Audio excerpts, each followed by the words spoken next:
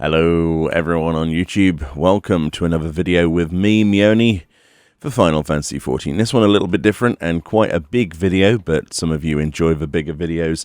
This time then we're going to be talking about Delibrum Reginae and the Resistance Weapon series, and how they could improve it, what the current state is, and I don't think I've actually recorded any footage for YouTube of Delibrum properly, so I thought that would be, kill a few birds with one stone.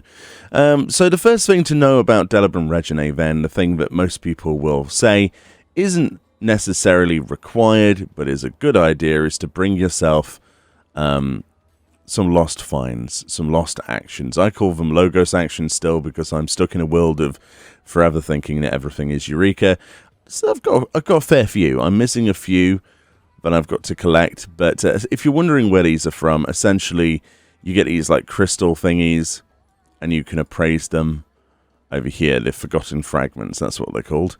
I've not got any to appraise there. We're going to go as Summoner today for today's video. Nice and relaxing for me. But as you can see, certain abilities, this is our Lost Find Holster. These are the ones we've selected earlier. Some of them are red, which means I can't use them, but some allow for use on Summoner. For example, if you look at the Skirmisher one there, it will state very clearly Monk, Dragoon, Bard, Black Mage, Summoner, Ninja, Machinist, Samurai, Red Mage, and Dancer. A lot of people like you coming with a deep essence of the Skirmisher or a Profane, if you're a White Mage, things like that, if there's too many healers, or at least some stuff with damage bonuses. However, if you're first starting out, perhaps you've got a few of these, I wouldn't necessarily recommend you to buy them, because that's something that other people say, oh, you go and buy some. It's like, don't listen to that. You can easily get through there without using an essence at all. The only reason we use essences then is to make it a little bit faster, or alternatively to sort of guarantee survival. However, things such as Essence of a Guardian here, increasing defense by 30% and maximum HP by 10% for a tank. Yeah, that's a good shout for a tank. But we have stuff that can be used on other classes. For example, Deep Essence of the Veteran, 72% HP increase and 180% defense. This is useful if you're going to be a tank. However, it doesn't matter how much health I put on my character, because each of the mechanics will do a percentage-based attack anyway, but if you fail to 2 mechanics in a row, you die anyway. I'll show you that in just a second. So first of all, let's get my compadre, my love, my friend in my group, and then I'm going to pick up the weekly quest. So this is something you can do every reset, like everything else, and this weekly quest will award you with 3 Bosgian gold coins, as well as 12,000 metal. But metal is something you can easily farm anyway inside Bosgia itself. These 3 golden coins can be exchanged over at the exchangey guy, the resistance supplier, if you want to get a nice selection of glamour, essentially. Although they are 510 item level chess pieces, so they might be useful to you, possibly. However, to augment these, you're going to need to do Savage to be able to dive them, as well as having extra stats. So it's a bit of an ordeal, really. But it does look good. I've got a few of the pieces myself. And the best thing is, they are designed, as you can see, after Final Fantasy XII related concepts. So, stuff that kind of looks a little bit like Gabranth and the other judges from Final Fantasy XII. So that might be up your alley. It might not be up your alley. I don't know if that's your idea. I personally think it looks pretty good. I wish that the diable version was simpler to get than just doing Savage. But it is what it is. I think they're quite fetching. You can also do this another way. You can exchange 100 Bosgian silver coins, which you get from completion of bosses in Delibrum Reginae itself. And if you get 100 of them, you can swap them for a gold coin over here. And as you can see, these are the things to upgrade them that require these runner's plating, etc. for each slot, which is acquired from Savage from the various bosses within. So it's as simple as that. Now, without further ado, I'm just going to get myself a drink, and then we'll cue straight in and I'll show you the bosses. Alrighty then, washoy, yes, yes. So, we have ourselves a drink of water, so that's good. So I don't burn out instantly as we talk about this stuff. And we'll go straight in to Delibrum Reginae. You queue for this content. You don't have to go inside Bosgia Southern Front. So that's really quite useful. And just for reference, why Delibrum Reginae is a thing. Some people might be wondering, why would you need to run so many runs of Delibrum Reginae? Well, you see all these quests on the side of my screen. There's a section of it called A Path of New Resistance, which is to obtain time-worn artifacts. And specifically, you can get them from Delibrum Reginae, guaranteed, or sections of the Deep Dungeon Palace of the Dead. Now, from what I hear, the RNG is pretty terrible on the Palace of the Dead stage, unless you're above floor 100. Obviously, that's going to take you some time, and isn't for everyone. So Delibrum Reginae, most guaranteed way for this, and you need to run it 15 times in total for the final stage, well, at least to the 515 stage of a weapon. Now, that takes a long time, considering all of the other stages. You have the Bitter Memory stage, which is 6 runs of anti-tower, or the equivalent of some critical engagements and skirmishes inside Bosgia Southern Front, which is actually fairly simple. The Memories of the Dying there, which are loathsome memories, you can get those from Crystal Tower. So the Crystal Tower instances, so I did Circus Tower, or you can do them 5 at a time you get for completion of Castrum Lacus Litoria, which is an instance inside Bosgia itself, which is a critical engagement, which isn't always up, which is on a timer, so that's quite tricky to get into. But you can also get them from critical engagements. And then you have, obviously, the first stage, which is your memory stage, which is your red, yellow, and blue memories, these things here, which we've run out of red and yellow recently. Don't pay attention to my inventory. It's a complete mess at the moment. But as you can see, we're on a few stages. We're on the Law's Order stage of this one. So that means we would need to do 15 runs of Delibrum for that one. We're on Recollection stage of Woburn, which is the Dark Knight weapon, which means that we would have to do the 15 runs of Crystal Tower. Sorry, my brain had a problem there. And then we've got the Augmented stage, which means we need to start doing 6 runs of Anti-Tower, for example, and so on. So we've got a few weapons completed. I've got the Law's Order Cane, which, you know, is pretty cool. We'll have a look at the end, perhaps, what these weapons look like. So we've completed that weapon. We've completed the Red Mage weapon. So that's 2. We've completed the... nearly completed the Dancer one, which is my newest one. We've completed the Dragoon weapon. And then we've also completed the Astrologian weapon to 515, which is the glowy stage. So we've done 4. But we're trying to do all 17. So if you're anything like me, you're going to have multiple quests open. And try to not burn yourself out. Try to jump between the quests.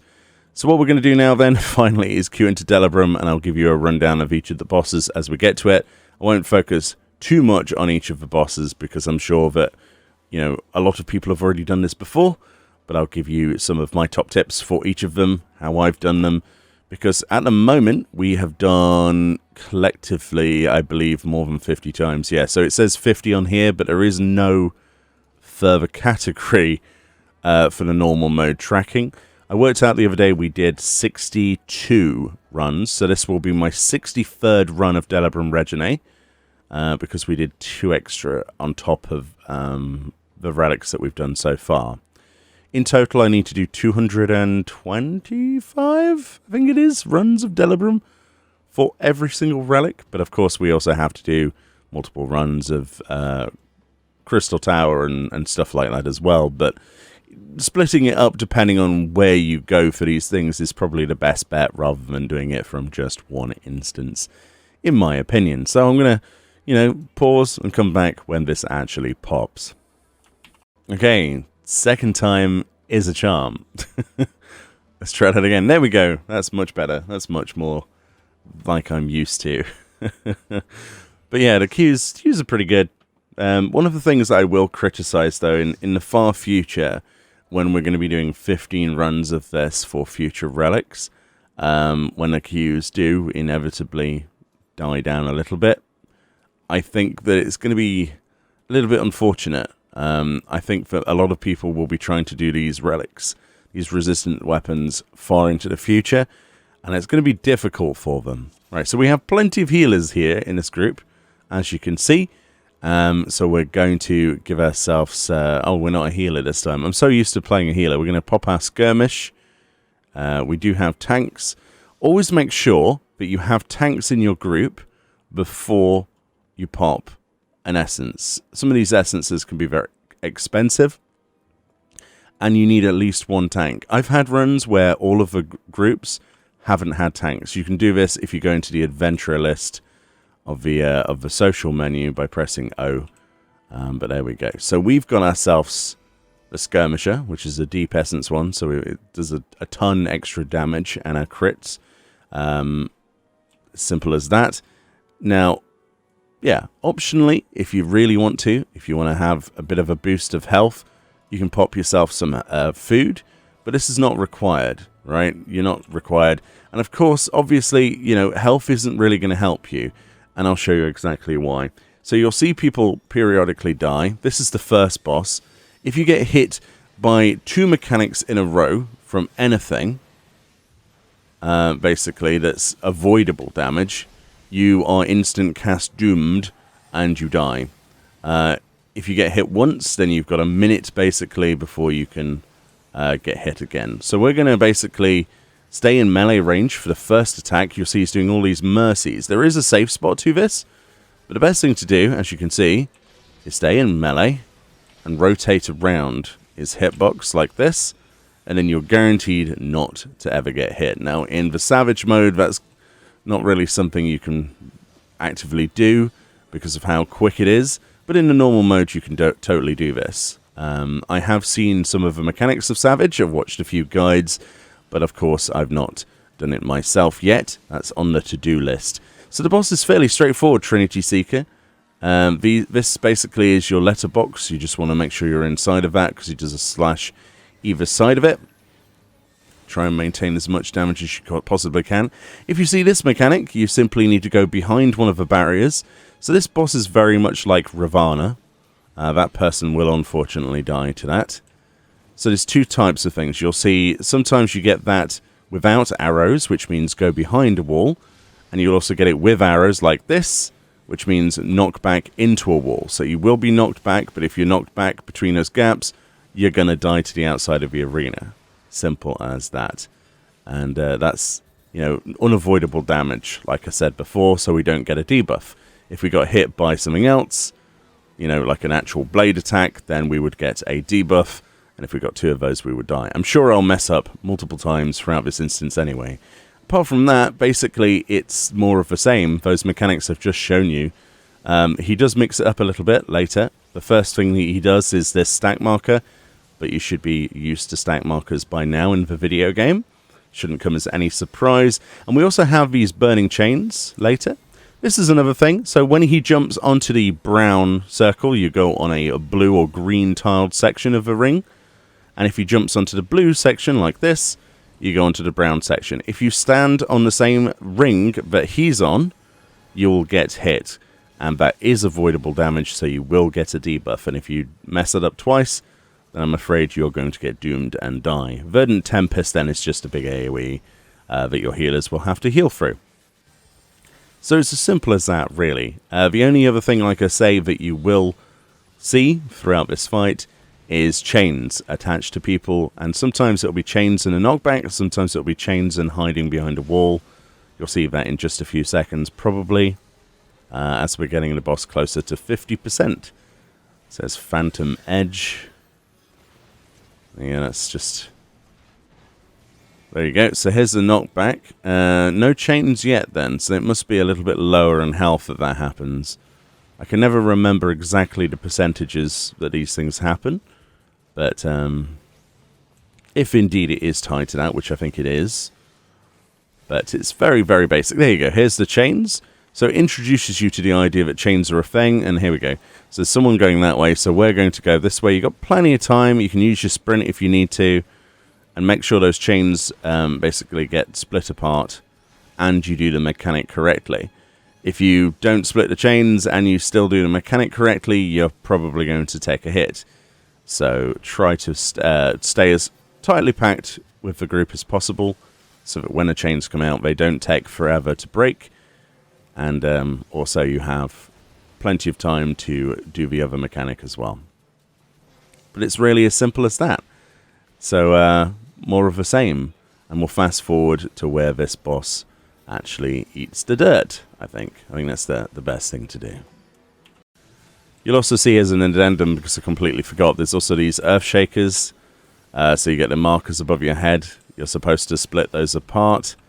And we also have another mechanic that I forgot about. I might as well just show you the entire thing since we're here.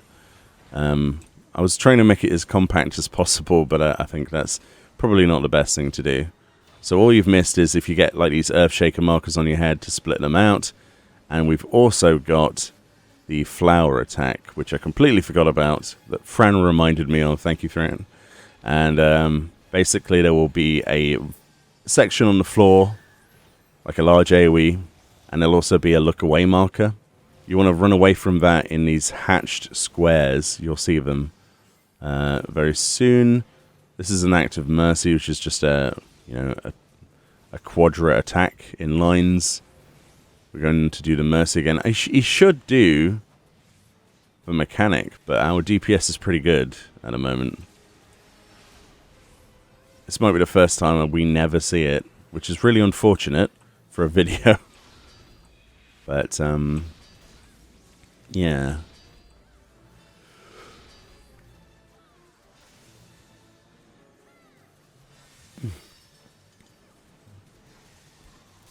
Oh no, here it is. Right, so a ball comes out. You've got these hatched areas. You want to look away from a look away marker. Yeah. And stay out of the circle. Simple as that.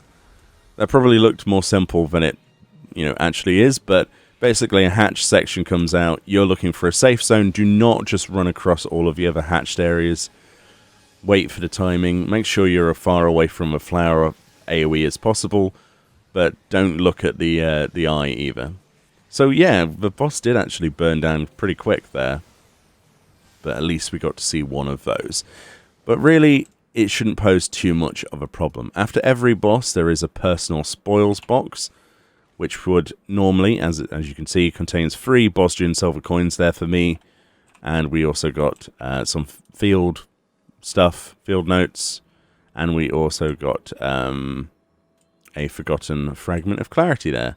You'll notice that people are dying on these rooms. That's because there are bombs. There is actually a Logos action, or Lost action rather, that this person is using, which makes these visible. If you don't have these, you're going to have to very gingerly walk across this area between bosses. Those traps are even worse in the Savage mode by the looks of it, from what I've seen on videos. So this is the second boss then. This is Dahu. He's basically just a very, very simple sort of lizard man. There's really not much to really tell you about this one. He will die quite quickly, but maybe that's just my own eyes fooling me. It definitely seems to die a lot faster than anything else. So much so the music doesn't really change that much. So he does this mechanic first, which is left-sided shockwave. He always follows up with a right afterwards. So if you're a melee character, you want to make sure that you're like this, and then like this. Or he might start with the right and go to the left. Feral Howl is just your AoE, which does a knockback. So a little bit of damage and a knockback. And then he'll follow up with a conal attack in that direction. So that's where we get out of that cone. You'll notice he does that a couple of times. He likes to do cones and spinnings arounds and things like that, and charge attacks. So you'll see he's already at 66%. So we've got all these little lions that have spawned. I call them lions, but they're like saber-toothed creatures. They do lion AoEs around the sides. Very easy to avoid. Just step outside of the line AoEs. Very simple. You'll notice eventually, though, they do this, and they create AoEs, because that means that the boss is going to feral howl and knock us back. Make sure that you are in a place to be knocked back into a safe zone. If you're knocked back into a lion, you're going to have a bad time. You'll notice here that he's going to do a spin, so he's going to do his fire breath, and he'll rotate in the direction that he specified previously. So just rotate with him. Remember, the closer you are to the middle of his hitbox, the faster you can move around. But try not to go through that front section of the cone, because you'll get hit. In this section, he roars a little bit, and that causes the ceiling to cave in. So you want to avoid these AoEs. These can be quite tricky to avoid, unless you turn your spell effects down. I've been hit by these a few. You'll notice that he does one charge, and then he'll do a second. So wherever he does the first charge, you can pretty much guesstimate where he's going to do the second. I'm going to get hit there. There you go. So we got twice come ruin. So if we get 2, as it would imply, twice come ruin. If we get hit twice, I get doomed, as it says on the debuff. But we're not going to get hit twice. It's fine. So more of the same, more lines. You'll see the boss is at 5% health. Nothing really amazing. There is a safe zone here. I'm sure there is. And that's boss 2. Nice, healthy amounts of damage today, it looks like, in this group. So we got 1 Bosnian silver coin in here. You can get housing items in these chests as well. The Queen's Knight pieces, basically, which are chess pieces for your house. We've done videos on those already. And you can get field notes. And you can also get, obviously, any number of Bosnian coins. You can also get gold coins, very rarely, from those chests. But I've seen that maybe only twice in all of my 63 runs so far. So we're going down here. There might be traps. We don't know. They've probably already cleared through those. I was a little bit far behind. So this is the 3rd boss and the most boring boss in the entire game. Oh, this is going to take a lot of explaining. So, you're basically going to fight the boss 4 times. 3 out of 5 if you include the last boss of the instance as well. The first time you fight them is all together here. This is just a dummy stage. You just have to reduce their HP a little bit until they go into the boss fight proper. So, AoE a little bit, ultimately. Nothing too major. Just group them together and burn them. Simple as that. But you'll see, in a moment, they will disappear. And when they disappear, we have to start through other mechanics. There we go. So the first one up then is Shield Boy, the Queen's Knight. This guy will have 2 mechanics to pay attention to, predominantly. First of all will be a blue sword thingy, like sword buff, and a pink shield buff. The pink shield buff means go inside the hitbox of the boss, well, for the safe zone. And if it was the blue swords, like crossed swords, that's a get out of the boss, like an external AoE. There you go, that's what it looks like. And you'll be able to see the size of that very easily. There you go, that's the size of that AoE. You don't have that long to get out of it, but as a melee, if you time it well, you can jump out of it quite quickly. Rapid Sever is a tank buster, but I'm sure you gathered that by now anyway. Nice. And Blood and Bone is the AoE.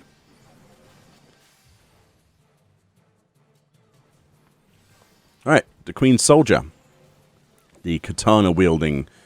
And so this boss in particular has double gambit, which will spawn multiples of itself. You'll see there's 4 here. 2 of them are attached with chains, and 2 of them without. You go to the ones without the chain attached. This first part of the fight introduces you to that, with these mobs not moving. You'll see that these are fake AoEs because they didn't have a chain attached to them, which makes them a safe zone. You'll see later, though, that they jump around and you have to follow them, a little bit like the Magic Cup game, where you have to guess where the bean is under the cup. We'll show you that in a moment. So here's double gambit again. Okay. So as you can see, we've got chains on those targets, which means that these two are the safe boys. But you'll also notice that now the chains have disappeared, and the safe boys are jumping around. So keep in the corner of your eye where the safe guy is going, and sort of follow him. If in doubt, follow other people that have paid attention, and then you will be safe. It's as simple as that. And you will see that throughout the last boss as well. That's part of it, but without the jumping. Cool, nice big AoE. And we're into the third ad. This is the gunner in particular. This has a few mechanics. First of which is these line AoEs that will spawn in a second. I'll show you them. These automatic turrets. So you'll see they have an arrow marker where they're going to fire. And you look at where all of them are going to fire. And then you stand where they're not going to fire. Quite simple. This can be accelerated by the fact that sometimes there are 4 ads that do that.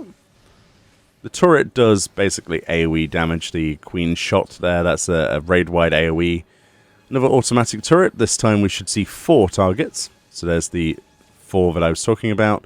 Anywhere that isn't in a direct line is a safe zone. So here, for example, is absolutely peachy. And that's pretty much that boss, for the most part, for the Queen's Gunner. They're all basically just annoying, boring ads. Another Queen shot coming out with that large-scale AoE, unavoidable. Lovely. Cool. And finally then, the one that you will see is the Queen's Warrior. This is the bomb boy, as I like to call him, because he has 2 different types of bombs. A little bomb and a big bomb. And essentially, well, you'll see. Let's just show you what this looks like.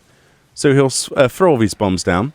If there is no chain attached to a bomb, you go to a big bomb. Okay? That way, when you're knocked into the air, you will not die from the explosion. Conversely, you'll see it with chains as well. If there are chains on bombs, you go to the smallest bomb possible. That's how that mechanic works. It's as simple as that. A lot of people die on this. I did myself the first time I came in here. So here are the chains, so we're looking for a small bomb. Later on the last boss, there will also be this mechanic, only with a knockback.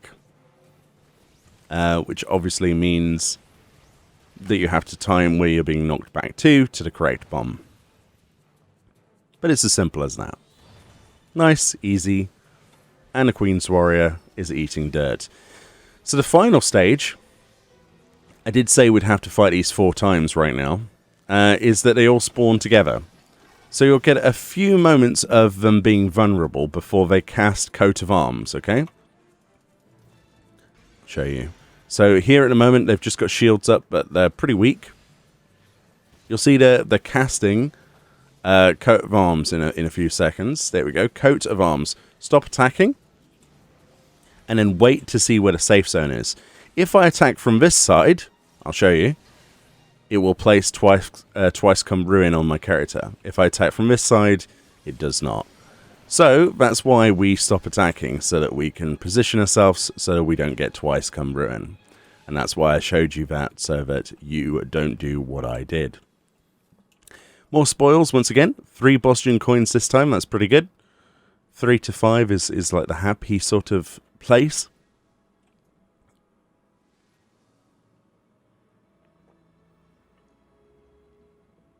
As I take a sip of water. And we go through the trap-riddled halls to the Pride of the Lion. So boss number 4 then is, well, a complete pushover, really, and pun intended, simply because we have knockbacks to deal with. You'll see what I mean in a moment. So the Bosnian Phantom, very small amount of health. You're going to notice that this thing dies very quickly.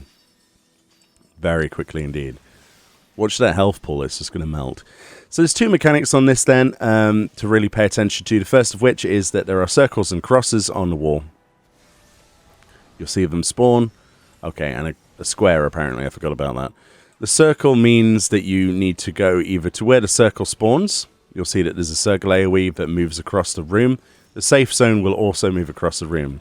For the first one, you can always come to the top area here next to the line AoE and just sidestep it. That's something a lot of people like to do for uptime, because obviously it means that the boss isn't going to survive as long. The Agony attack is a large-scale AoE that's unavoidable, that we just heal through. Now we're going to get the same mechanic, only we're going to have 2 squares, so there isn't a way of sidestepping it, which means we need to go to one of the ringed AoEs, and this is where we'll see me hopefully not get clipped by server lag as we walk across. This is notoriously bad for people who play on European servers from America. I've seen a few people have latency issues, but it is what it is. If you do get hit by one of them, it counts as the twice come ruin. So if you get hit twice, you're dead, as you would imagine. So this is a pushback. Now he basically spawns one of the ghosts from Phantom Train and knocks you back. And then you get an AoE to step out of. You'll also do the knockback again, but into the circle AoEs. So you can figure where you will have to be knocked back to. I'll show you if the boss survives that long. He should do. Okay, so the ghost will spawn on the side that isn't, and you've got to be aiming for a circle, right? We're aiming to be knocked back into a circle. Here is about right, on this sort of manifold here. And then the ghost will knock us back into the AoE. We can focus on DPSing the boss, which I think is going to die mid-transition. Yeah, it is. And the boss has died, but ordinarily you would follow that across, and then you can, if your DPS is much lower, see another phase of that. But that's the entire fight, basically. All of those mechanics. Told you it would burn fast.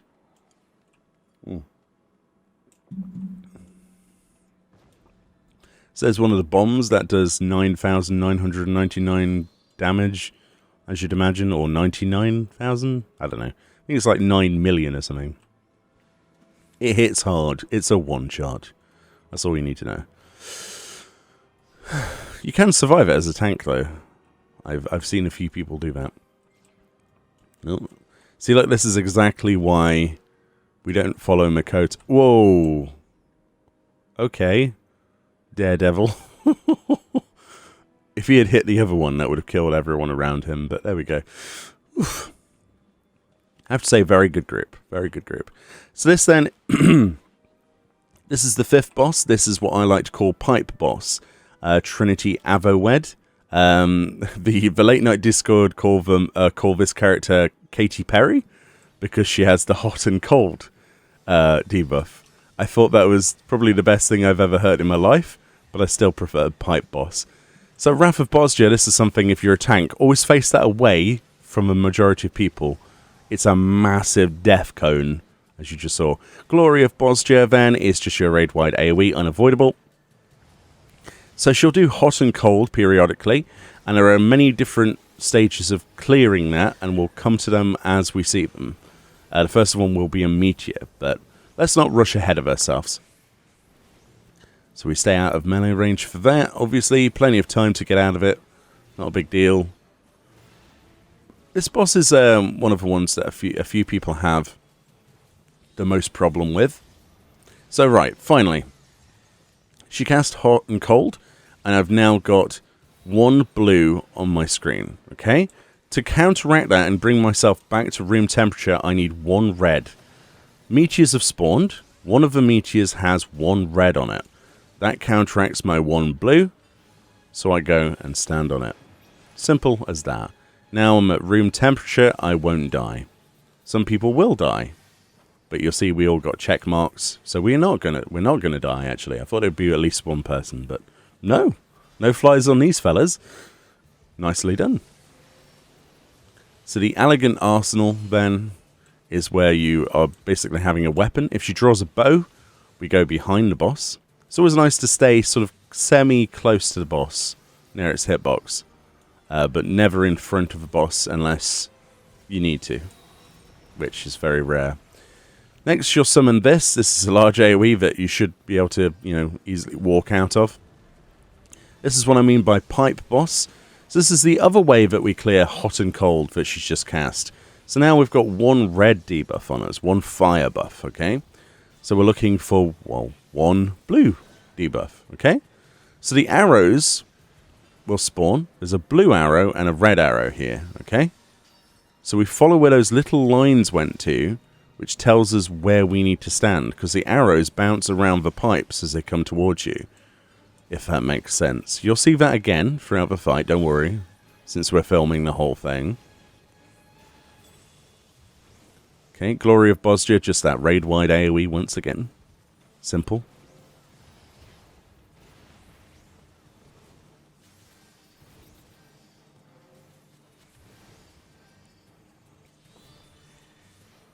Another Allegiant Arsenal. This time it's sword and shield, so we want to be in front of the boss. So bow behind, sword and shield in front. Staff, you get outside, basically. Here's another hot and cold. Right, so we have 2 levels of heat now. So ideally, you stand on the side where her sword is going to swing. So this was 2 blues, right, that I needed. I had to think quickly. You'll see if I needed 2 red, I would stand on that side. I'm now at room temperature, so I'm going to avoid all of her mechanics now and not get hit. Otherwise, I will increase in temperature and I will die. So it's depending on what colour you need, what number, is where you stand each side of the boss. She does cleaves either side. You have to pay attention to this, and it cannot be told for you. Which is also one of the reasons on Savage, this is one of the hardest bosses. There's a few more little mechanics, like this one, where she summons ads. You'll notice that the ads create a line AoE, so we find the gap between them. So there's a gap there and a gap there, that's why we stood there. This Wrath of Bosja would kill me if I didn't move. That's the tank buster. We don't want that cone. That's a bad cone in the face. Glory of Bosja, back to our AoE. And it's mostly rinse and repeat from now on, if I remember correctly. But here we go, Elegant Arsenal. So what weapon is she going to pull? She's pulled a staff, so we get out. Simple. So staff, bow, and swords. Staff out, bow behind, swords in front. So here's another hot and cold. So this then, we'll probably see meteors again, because she's already done the sword phase. So we need 1 blue. So the meteors will come out, not to be mistaken with 2 blue. If I get 2 blue, then it won't work for me. There's the 1 blue that I need, 1 ice. The 2 blues over there if I needed that, and there's the 2 red and 1 red. Nice, room temperature. Make sure we're not in front of a boss here. The ads that we just stand in one of the safe spots, as you can see. Nice and easy. And then we just maximize on our attention to try and defeat the boss. Unlike the previous 2 bosses, this one doesn't melt instantly and is quite a challenge. There's the Wrath of Bosja again. We don't want to be near that. There we go. Nicely done, Mr. Tank. Very good. Another arsenal, so whatever weapon she summons visibly. Okay, so we go behind the boss. Simple as that. Keep our DPS up as much as we can.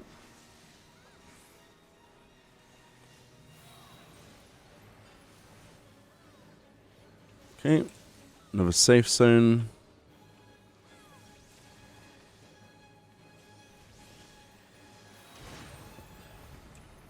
Run away from this. Nice, nice, nice. If you get hit by that, it's an insta-kill, by the way. You don't get 2 chances from it. You don't get the twice come ruin, you just die. So I've got 1 red, so we need 1 blue for my debuff. So this time then, the pipes might be a little bit more advanced for you. There's a difference between the arrows. You see that one is a thick blue, one of is a thin blue. Right, so this one. It was hard for me to explain and do at the same time there, but the thick one represents 2, and the thin one of that colour represents 1.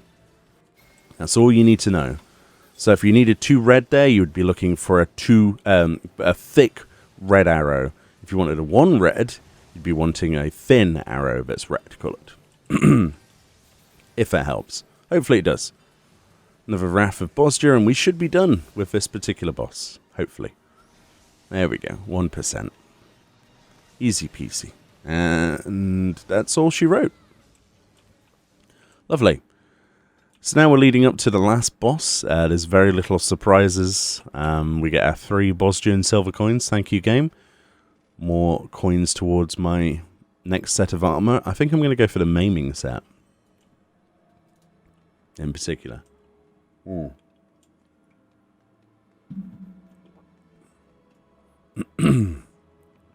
hope this kind of video is helpful. I've not done it before.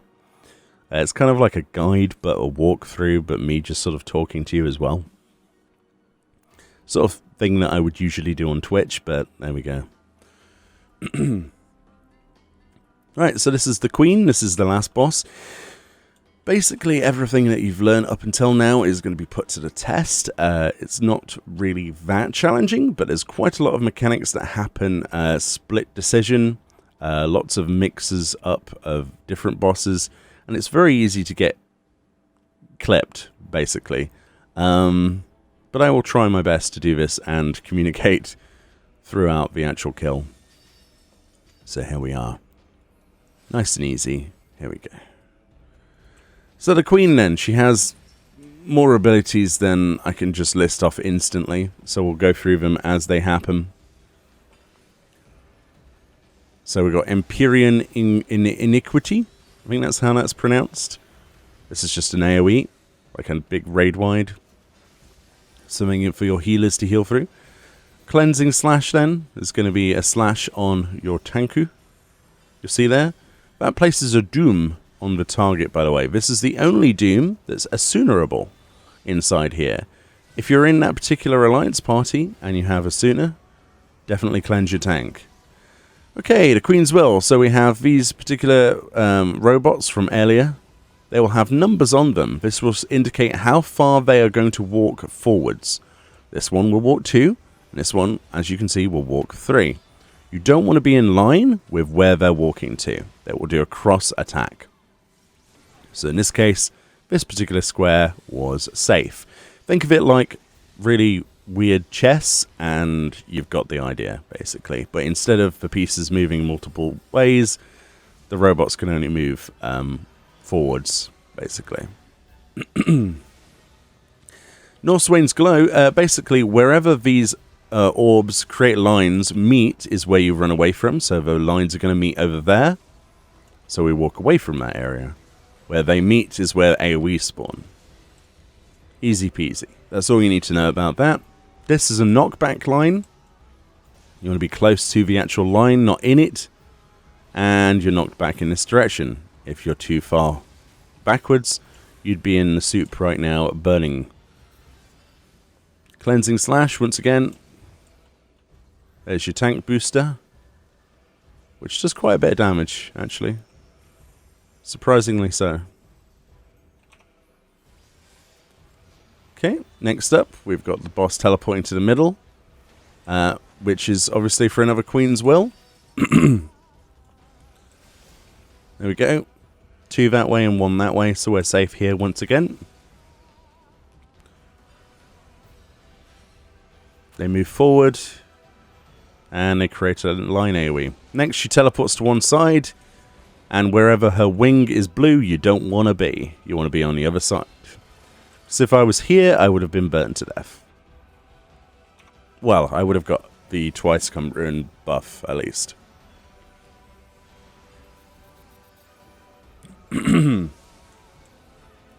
God save the Queen.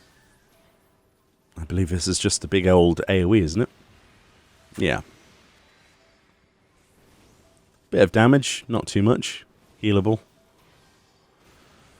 Okay, so the boss is at 58%.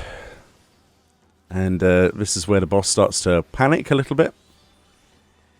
and we start to see some of the other mechanics from the other bosses appear. There you go, she's teleporting into the middle again.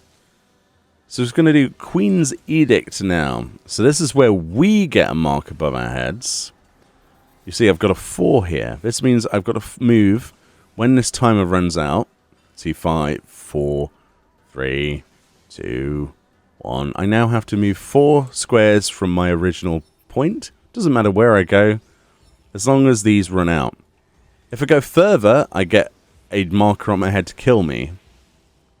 But we only want to move the amount that's specified. Otherwise, we get the twice come ruin debuff. So it is fairly forgiving. You can get hit by one thing and not the other and survive. But for the most part, just pay attention to your number as best you can. So that was introduced to us very gently. But you're going to get that at the same time as the robots here with Relentless Play. So,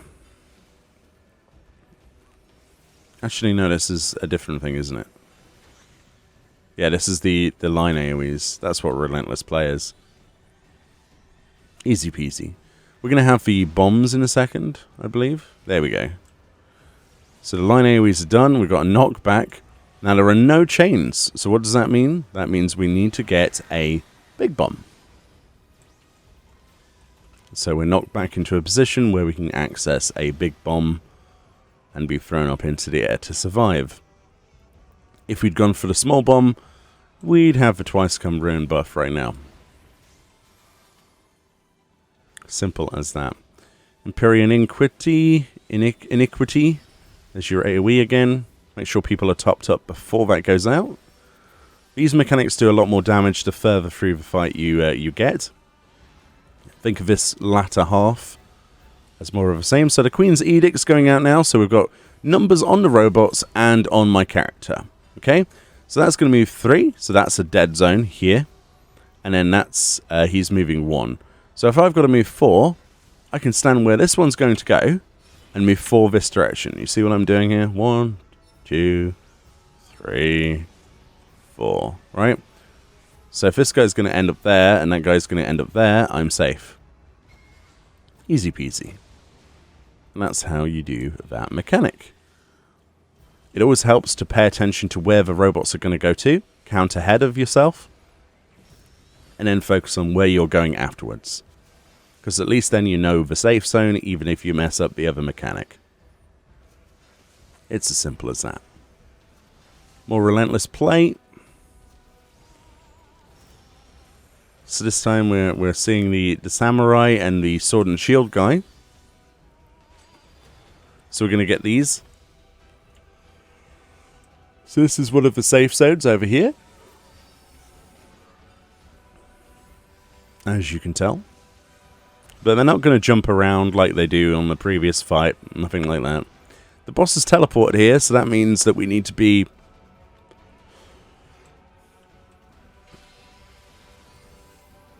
where the blue AoE isn't. Shields mean we go in, if you remember.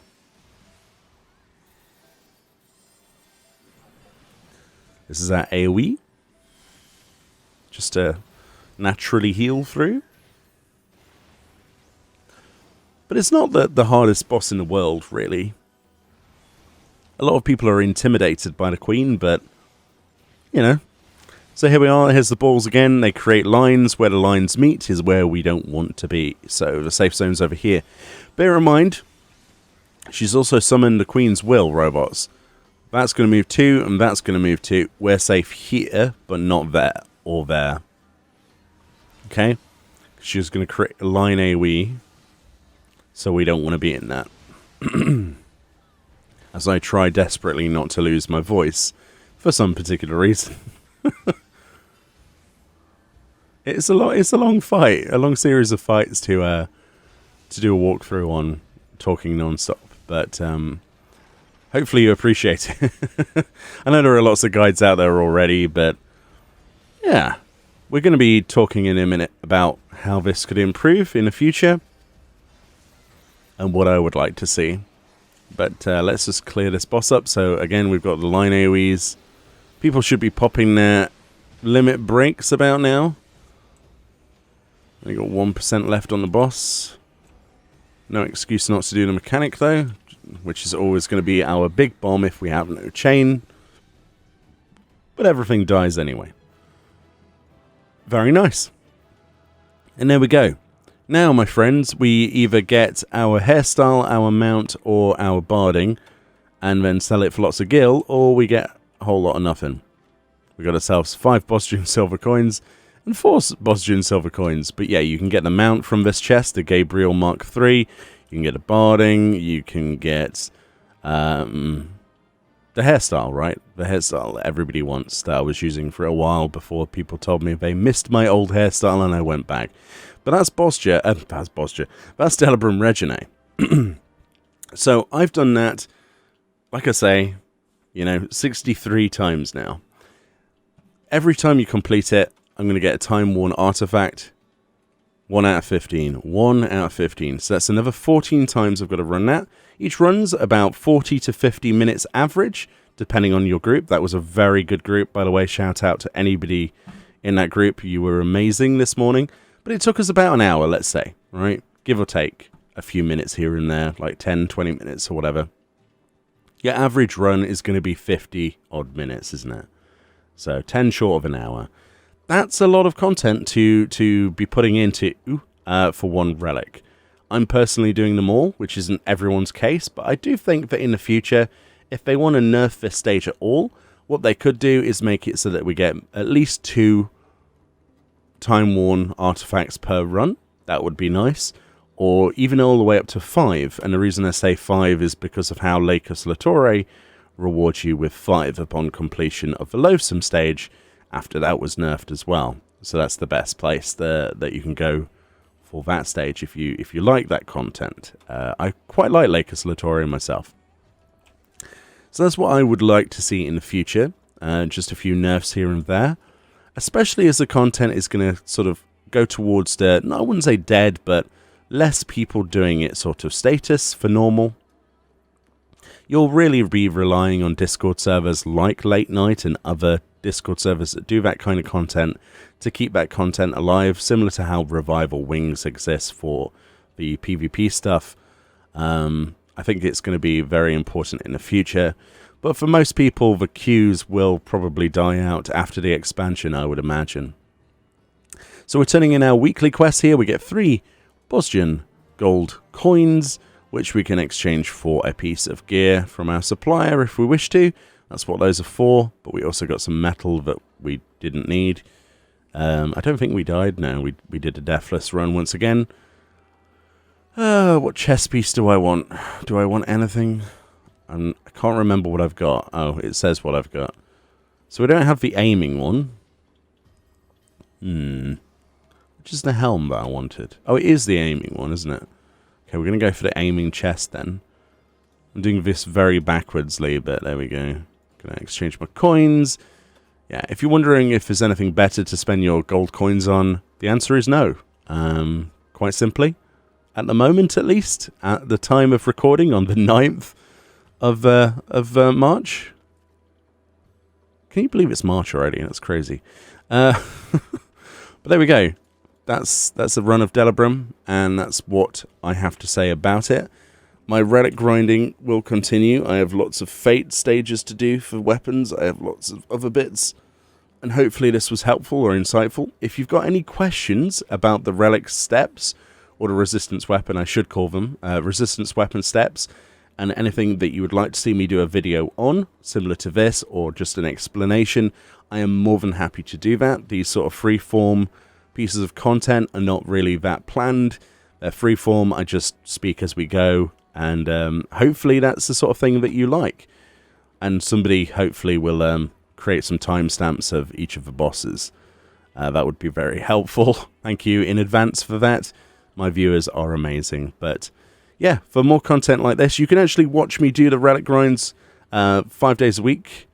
Currently, 5 days a week on twitch.tv/Meoni, where I broadcast and we do like 5 runs at a time. Every 3 streams, we get a new shiny weapon. So there's that if you're interested. But much love from me. Thank you all kindly for watching. Was hoi, and I'll see you all next time.